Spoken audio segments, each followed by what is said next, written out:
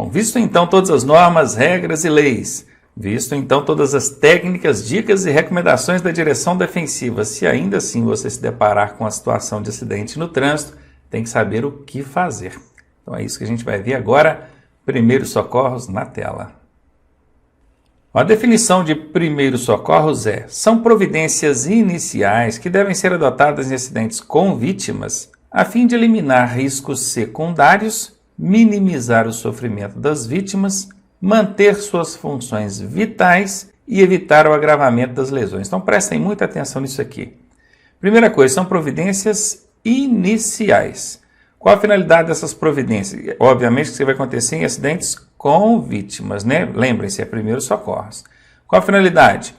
Eliminar riscos secundários. Vocês vão ver no decorrer aqui desse treinamento que a gente tem que adotar providências a fim de evitar que outros veículos venham se envolver, outras pessoas venham se envolver naquela situação de acidente. Minimizar o sofrimento das vítimas, muitas vezes você pode até não conseguir fazer algo muito relevante, talvez você nem consiga salvar a vida de alguém, mas minimizar o sofrimento dessas vítimas, aí sim, é função, é finalidade da prestação de primeiros socorros.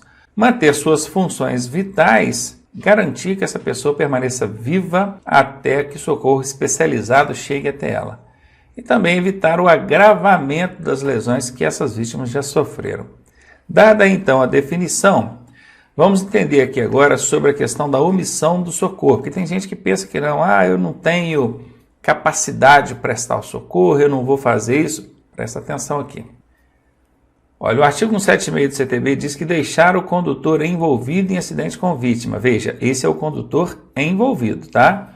De prestar ou providenciar socorro à vítima, podendo fazê-lo, porque às vezes essa pessoa que está envolvida ele também não tem condições de fazer, né?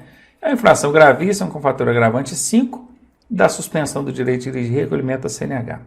Tem um outro dispositivo infracional que agora não envolve aquele condutor que estava no acidente. É algum condutor que estivesse passando pelo local. Veja, deixar o condutor de prestar socorro à vítima de acidente de trânsito quando solicitado pela autoridade dos seus agentes é uma infração grave. Então são dois casos distintos, é importante você entender que o primeiro caso, esse que é uma infração gravíssima, vezes 5, da suspensão do direito de dirigir e recolhimento da carteira, esse é para o condutor envolvido, ele era um dos envolvidos ali na situação de acidente, tinha condição de prestar o socorro e não o fez. O segundo caso é alguém que não está envolvido na situação do acidente, ele apenas estava passando pelo local ou estava ali no momento do acidente e a autoridade de trânsito ou seus agentes solicitou que ele ajudasse, ele colaborasse na prestação de socorro e ele se recusou. Bom, além de crime, que a gente já vai ver agora que é um crime, isso é também uma infração de trânsito, nesse caso, grave. E quando eu digo que é crime, está aqui no artigo 304 CTB, deixar o condutor do veículo de prestar socorro à vítima ou, não podendo fazê-lo diretamente, deixar de solicitar auxílio da autoridade pública. Detenção de 6 meses a 1 ano, tá? Esse é um dos crimes previstos aí pelo Código de Trânsito Brasileiro. Então fique ligado, só dentro do CTB a gente tem aí 2 dispositivos infracionais, um aqui relacionado ao condutor envolvido e outro relacionado a um condutor que não está envolvido no acidente. E tem o dispositivo criminal aí, que é o 304, que dá aí detenção de 6 meses a 1 ano. Bom, como deve ser um socorrista, hein? Vamos ver, ele não precisa ser da área de saúde, tá? Esse é um equívoco que muita gente comete, mas tem que ser um enfermeiro, um médico e tal para prestar o socorro. Não, a finalidade desse treinamento básico aqui, de suporte básico, é justamente para que você tenha condição de fazer algo mesmo não sendo da área de saúde. Qual a importância disso? É porque o acidente acontece e normalmente quem chega ali primeiro, quem estava ali ou passando pelo local primeiro, não é alguém da área de saúde. E os 5 primeiros minutos logo após a ocorrência do acidente são muito importantes, são vitais, aliás. Em 5 minutos muita coisa acontece. Se essa pessoa tiver uma parada respiratória, cardíaca, uma perda excessiva de sangue, sei lá, qualquer coisa, em 5 minutos você tem muito a fazer. Então veja, se quem está no local não é alguém da área de saúde, não vai fazer nada porque não é da área de saúde? Absolutamente não. O socorrista leigo, que é a gente, eu, você, meros motoristas, precisamos ter um conhecimento básico para poder fazer algo nesse sentido. E é claro, tem aquela velha recomendação assim, não coloque a mão na vítima, não coloque a mão na vítima, chame o resgate e aguarde que o resgate chegue para fazer alguma coisa. Meu amigo, presta atenção. Se uma pessoa tomou um tombo de bicicleta e ao cair, o guidão da bicicleta pegou ele na região abdominal, ela perdeu a respiração, ficou sem respirar. Não tem fratura, não tem lesão grave nenhuma, ela está sem respirar. Se você esperar mais de 5 minutos, que por menor que seja a cidade que você mora, por mais próximo e mais rápido que esse atendimento especializado chegue, ele vai demorar mais de 5 minutos, você não tenha dúvida disso. E em 5 minutos, meu amigo, o quadro dele se agrava muito. Uma pessoa, por mais de 5 minutos sem respirar, não dá. Então, algo precisa ser feito. E é para isso que existe esse treinamento básico de primeiros socorros para o condutor. Aliás, algo não incomum no trânsito em se deparar com acidentes, não é verdade?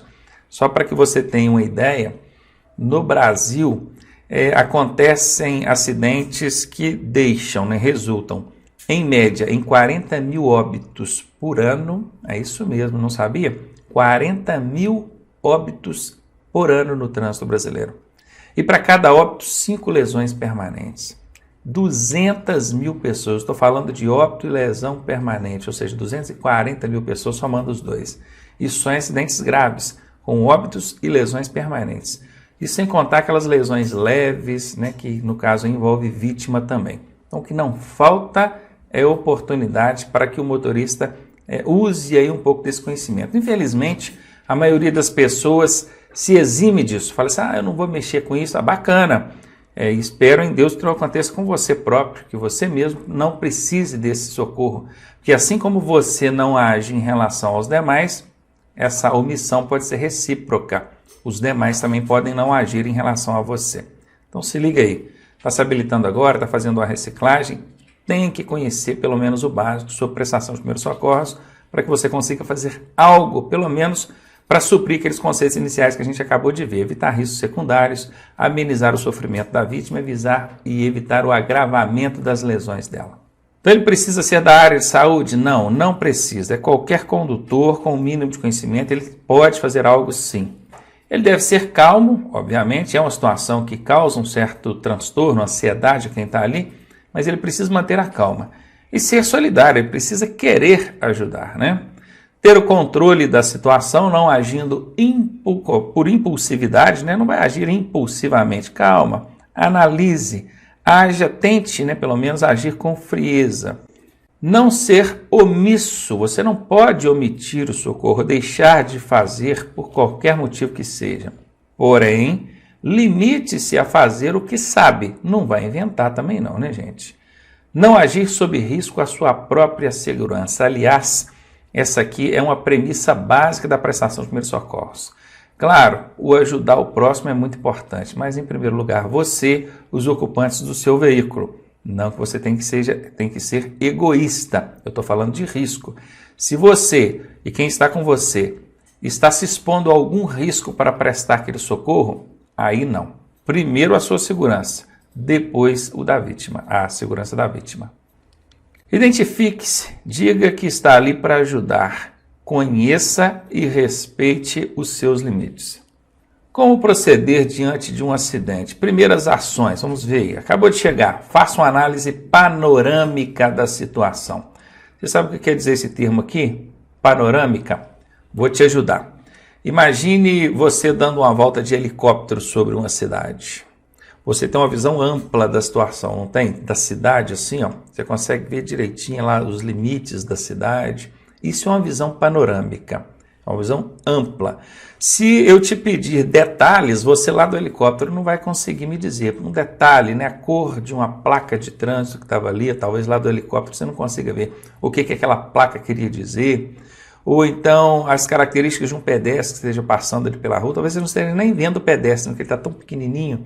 Mas enfim, a visão panorâmica é essa, aquela visão geral, com a finalidade de analisar num todo e não pontualmente. Então faça uma análise panorâmica da situação, identifique e elimine riscos secundários. Se o acidente aconteceu, por exemplo, próximo a uma área sob o risco de desmoronamento ou um despenhadeiro, identifique esses riscos, tente eliminar esses riscos.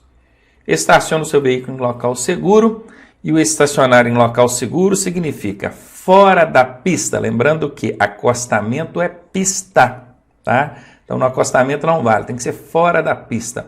Ah, Ronaldo, mas eu não consegui, eu procurei ali, não tem como eu sair, ou eu fico na pista ou eu fico no acostamento, como é que eu faço? Então, estacione após o acidente. Ah, não tem como passar pelo acidente, tomou a pista toda. Dê meia volta e estacione em sentido oposto. Porque isso é após o acidente, não é? Após para quem vem de lá para cá. Então, jeito tem.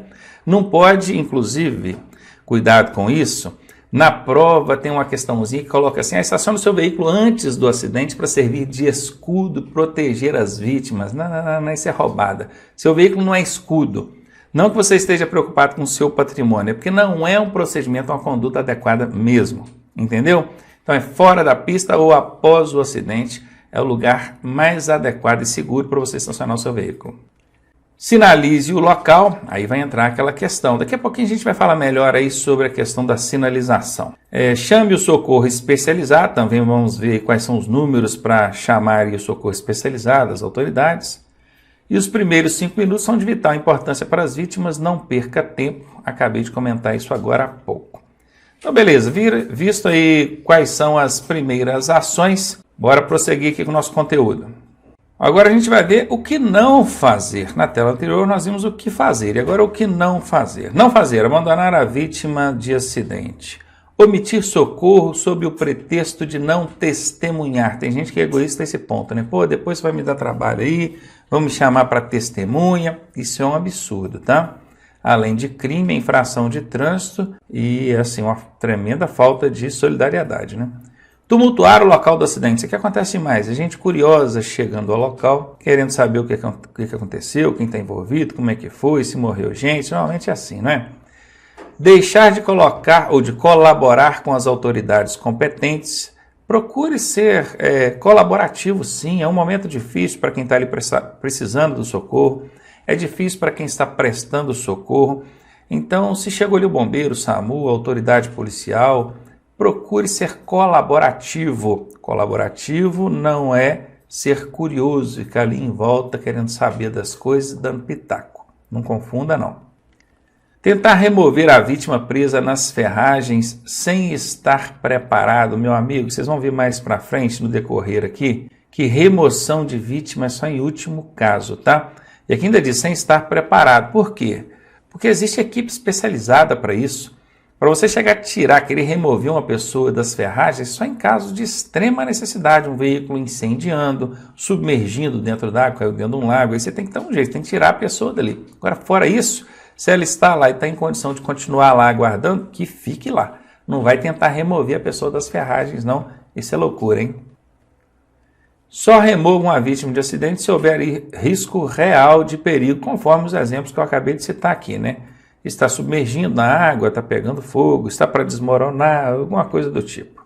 Como sinalizar o local do acidente? Bom, nós vimos que tem que sinalizar, né? Mas como? Como é que eu faço isso? Bacana. Estacione preferencialmente fora da pista.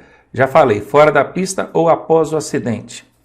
Use o triângulo de segurança do veículo, galhos, arbustos, papelão, lata, qualquer material que você consiga espalhar ao longo da via que não ofereça risco para os outros, né?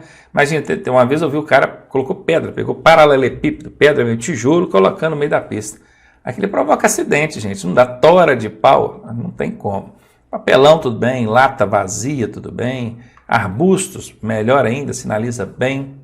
Em relação ao triângulo de segurança e o pisca-alerta do veículo, é inclusive obrigatório, né? A resolução 3698 CONTRAN obriga que você sinalize com o triângulo e com o pisca-alerta.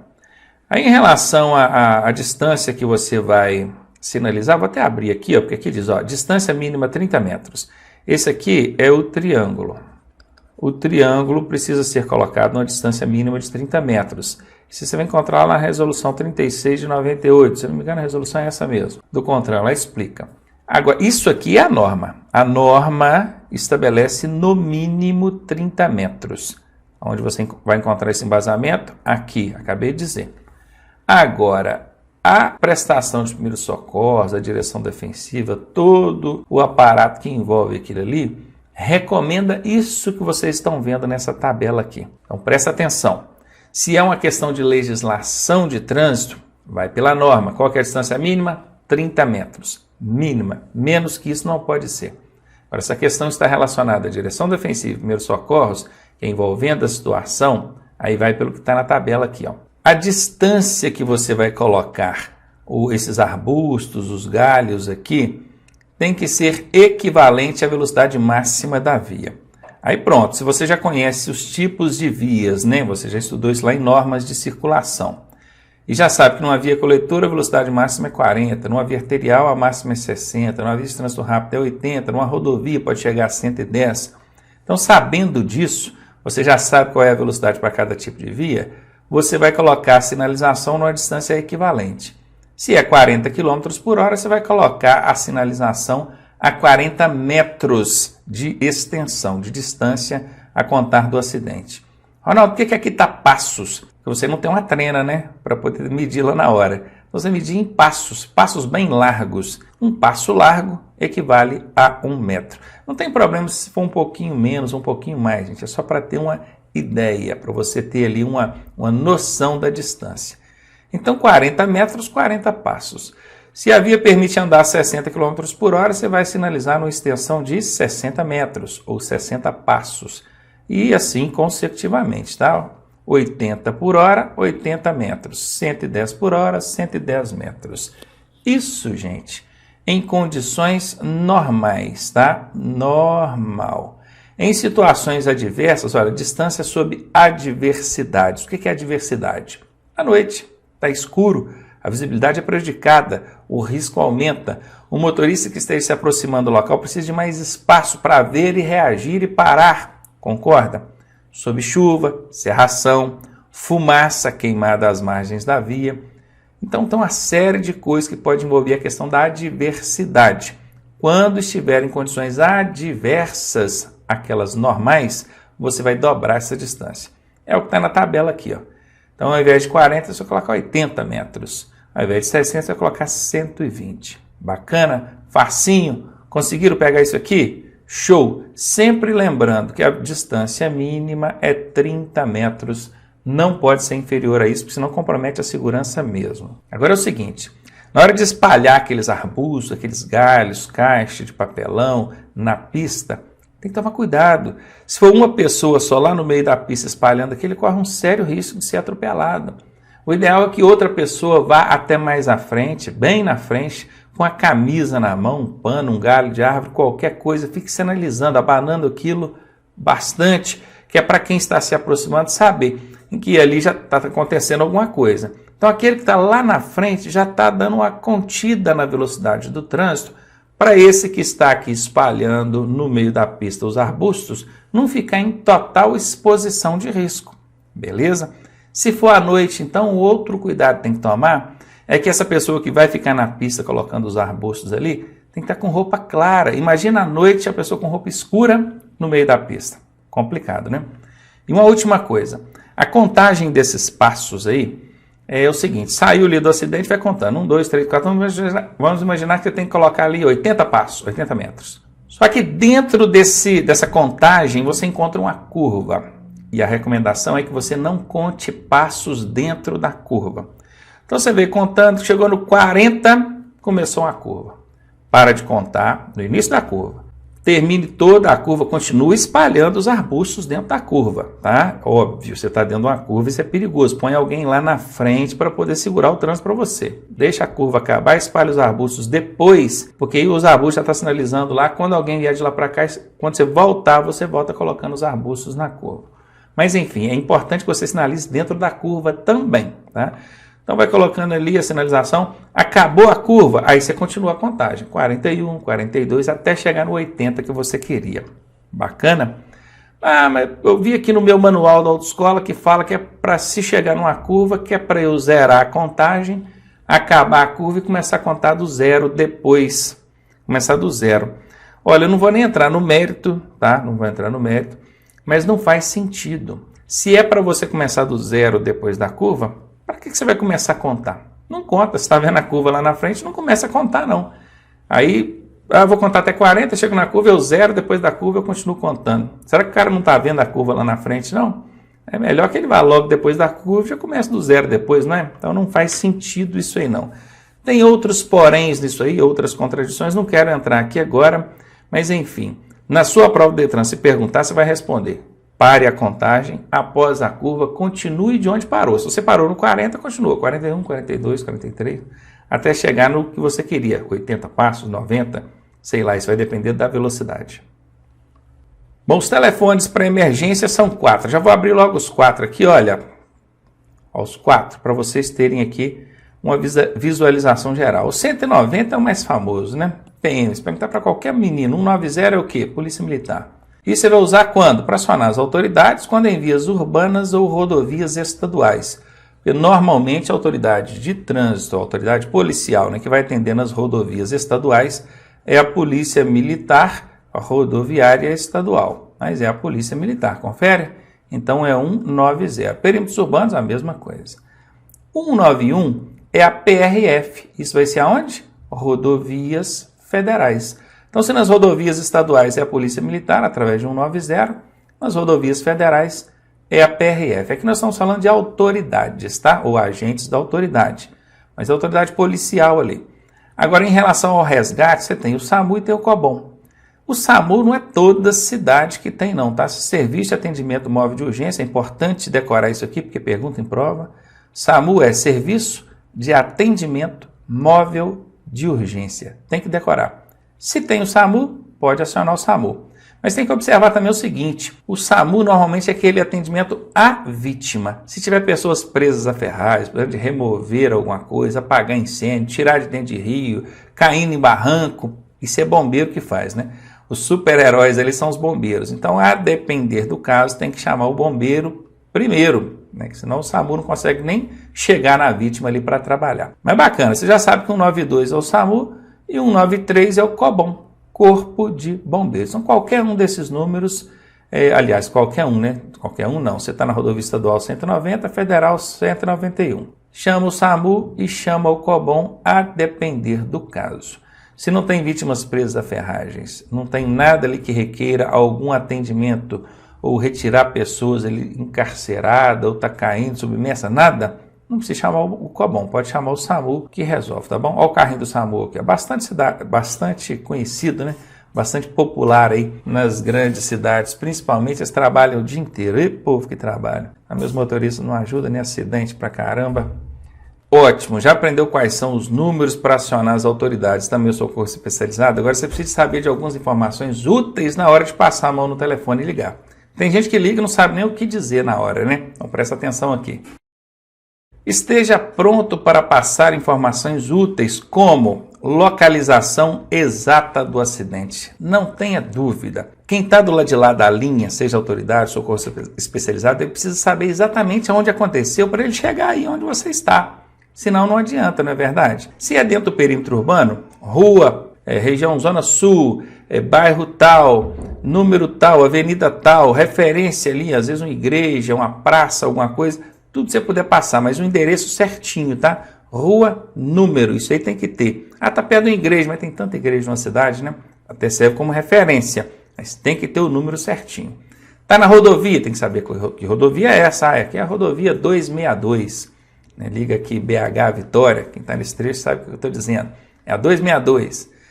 E qual o quilômetro? Ela está no quilômetro 370, sentido a Vitória. Porque for no sentido BH, a quilometragem já é outra, não é? Então tem que saber essas informações. A referência é exata, não tenha dúvida de quem que está do lado de lá precisa saber disso. E rápido, não dá para você ficar pensando, peraí que eu vou perguntar. Já liga com essa informação em mãos. Quantos veículos envolvidos? Tem ali moto, tem carro, tem caminhão, tem ônibus. Como é que é o acidente? Preciso de contar ali a dinâmica do acidente. Aquela visão panorâmica te ajuda nisso, né? Para você falar, foi um ciclista que tomou um tombo. Um carro que atropelou um pedestre. Um automóvel e uma motocicleta colidiram, a motocicleta está debaixo do carro. Não, foi um carro que colidiu com a carreta e tem gente presa à ferragem. Tem que explicar esse tipo de situação para a equipe de resgate saber o que ela precisa deslocar de equipamento, de gente, de veículo, para poder fazer transporte e tudo mais. Então está aqui, número aproximado de vítimas e as lesões aparentes, tipo do acidente, se foi com carro, moto, atropelamento, o que foi, se há vítimas presas nas ferragens, se há vazamento de combustíveis ou produtos perigosos, porque isso aqui também vai requerer um atendimento de uma equipe especializada. Viram aí? São informações úteis. Isso aqui sim você precisa saber para poder dizer lá na hora que estiver ligando. Vamos perguntar o nome das vítimas? Não. Parente, quem que é? Não vai. Idade? Não. Telefone das vítimas? Não. A cor? O sexo? Não vai, tá? Essas informações que vocês veem na tela são extremamente úteis e não tenha dúvida. Quem está do lado de lá do telefone vai precisar. No mais, é indiferente, é irrelevante para a equipe de resgate. Então, bacana, tá aqui, ó, bem representado. O cara passou a mão no telefone, já está ligando lá para o especializado para chegar. Tem que ter essas informações aqui na ponta da língua, tá bom? Bora lá, prioridade no socorro é outra coisa. É muito comum a gente ver em prova, colocando assim, tem um bebê. Dentre as vítimas ele tem um bebê, então a prioridade é do bebê. Poxa, mas o bebê está bem, não tem nada com ele. Não é? Às vezes é um homem adulto forte, está lá todo arrebentado, precisando de atendimento rápido. Então não é a idade, não é o sexo que vai determinar a prioridade no socorro, não, tá? Cuidado com isso aí. Na prova são danados para colocar isso. Tinha uma mulher grávida lá. Tudo bem, ela estava grávida, mas não sofreu nada, estava tranquila, não tem nenhuma lesão forte, nada que comprometa a segurança dela, nem do bebê. Então não é isso que determina. Tinha um idoso, entendeu? Não é isso que determina. Presta atenção aqui na tela, o que é determinante na hora de estabelecer a prioridade de socorro aí. Primeira coisa, vítima inconsciente. Avalie se a vítima responde a estímulo. Se não responde, procure identificar o motivo. Né? Às vezes ela está inconsciente porque morreu, aí já não tem mais jeito, né? Bacana, vamos lá. Segundo agora, vítima com parada respiratória, é o segundo caso aí de prioridade. Terceiro caso, vítima com parada cardíaca.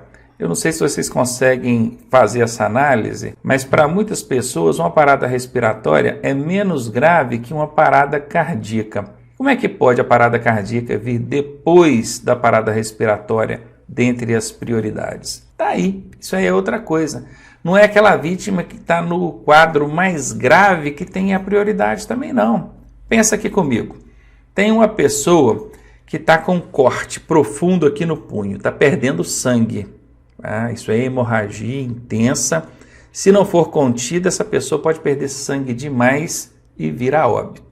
Do lado dela tem uma outra que está com trauma craniano, bateu a cabeça, abriu um pedaço da cabeça assim, está viva lá ainda. Trauma craniano. Várias fraturas, parada respiratória, parada cardíaca, e aí, hemorragia. Quem tem mais chance de sobreviver? Esse que está todo lesionado aqui, ou esse outro que está com a lesão no punho aqui, perdendo sangue? Quem tem mais chance de sobreviver? Esse que está com a lesão no punho. Entretanto, qualquer um dos dois que deixar de receber atendimento pode vir a óbito. Se você parte para aquela que está toda danificada lá, né, toda lesionada, são tantos problemas que você, tão limitado assim, sem equipamentos e com conhecimento limitado, pode não conseguir fazer algo de relevante e essa pessoa toda lesionada vir a óbito. Aí quando você olha para a outra do lado que estava com um corte no punho, bastava ter comprimido ali, ó, e ela já teria grande chance de sobreviver, você não atendeu ela também. Ela veio a óbito também, você perdeu as duas. Viram que não é sempre o quadro mais grave que tem que ser atendido primeiro, que tem prioridade? Então não se estabelece prioridade por sexo, por idade e nem pela gravidade da lesão. A prioridade ela é estabelecida conforme o que vocês estão vendo aqui na tela. Então confere na tela comigo. Primeiro, vítimas inconscientes. Segundo, com parada respiratória. Terceiro, com parada cardíaca. Em quarto, vítimas com hemorragia, que é a perda de sangue. Identifique sangramentos abundantes. E aqui vem, não se estabelece prioridade de socorro por sexo, idade ou gravidade. Posso até acrescentar isso aqui. Porque às vezes a vítima que está em quadro mais grave acaba não sendo aquela que tem que ser atendida primeiro. Engraçado que eu já vi isso na prática algumas vezes. Recentemente eu presenciei um acidente onde o veículo saiu da pista, colidiu com a árvore e tinha uma senhora lá dentro do carro, presa a ferragens, colocando sangue pela boca, pelo nariz. Ela estava bem debilitada, ela já nem respondia mais aos estímulos da gente. E o resto do pessoal saiu todo do carro. Tinha uma pessoa lá que tem um cortezinho assim no peito, coisa superficial, nada profundo. Enquanto eu estava ali ajudando a socorrer o pessoal, tentando tirar aquela senhora de dentro do carro ali, ou não é nem tentando tirar do carro, mas pelo menos tentando ver o que estava acontecendo, eu cheguei, verificando, tinha acabado de chegar no local. Chegou um outro veículo e ali tinha um médico. O cara falou assim, um automóvel que estava passando pelo local. Só dá licença que eu sou médico, deixa eu ajudar aqui. Aí eu falei só, tem uma senhora dentro do carro, ele está bem debilitada. Ele olhou assim, ó, passou por ela e foi naquele que estava com corte no peito. Por que ele fez isso? Certamente porque ele viu que aquele que estava com corte no peito, algo podia ser feito por ele para evitar que aquilo se agravasse e então seria preservada a vida dele. Vai que ele resolve atender aquela que está lá dentro do carro, não consegue um recurso ali para poder manter a vida dela, aí ele perde aquela e perde esse que está do lado de fora aqui com a lesão simples. Viram aí? Então a experiência dele mostrou na prática isso que a gente está vendo aqui na tela do computador. Vê agora sobre sinais vitais. Quando a gente chega numa vítima, a primeira coisa que a gente vai observar são sinais vitais. Olha, são sinais que possibilitam a avaliação do quadro clínico da vítima. Aí entra respiração, pulsação, pressão arterial, temperatura corporal, dilatação e reação das pupilas, enfim, são sinais, sinais que possibilitam a avaliação do quadro clínico da vítima. E aí o que eu vou avaliar? Se respira e se respira regularmente. Um adulto, por exemplo, ele tem um ritmo de movimentos respiratórios por minuto, tá? Que é inspirações por minuto, de 12 a 20. Então, se um adulto faz ali, executa entre 12 a 20 movimentos respiratórios por minuto, está normal, está dentro da faixa normal dele. Agora, a pulsação, um adulto, entre 60 e 100. A pressão arterial, entre 120, entre 120, né? Está um 12 por 8 aqui. A temperatura corporal, entre 36 e 37 graus, é o normal. As pupilas devem estar isocóricas. Iso é de iguais. Nós vamos falar melhor sobre pupilas daqui a pouquinho. Enfim, tem que verificar os sinais vitais. Percebam, são sinais vitais. Uma pessoa sem respiração ou com respiração irregular requer uma atenção especial. Sem pulso, já não está mais pulsando, requer uma atenção especial. Agora eu quero que você preste atenção no seguinte. Aqui quando eu disse respiração, eu disse assim, adulto 12 a 20. Por quê? Se for uma criança ou um idoso é diferente? Sim, o sinal vital ele muda o ritmo, né, dos movimentos respiratórios, o ritmo cardíaco, que é a da pulsação, a pressão arterial, tudo muda levando em consideração a idade da vítima.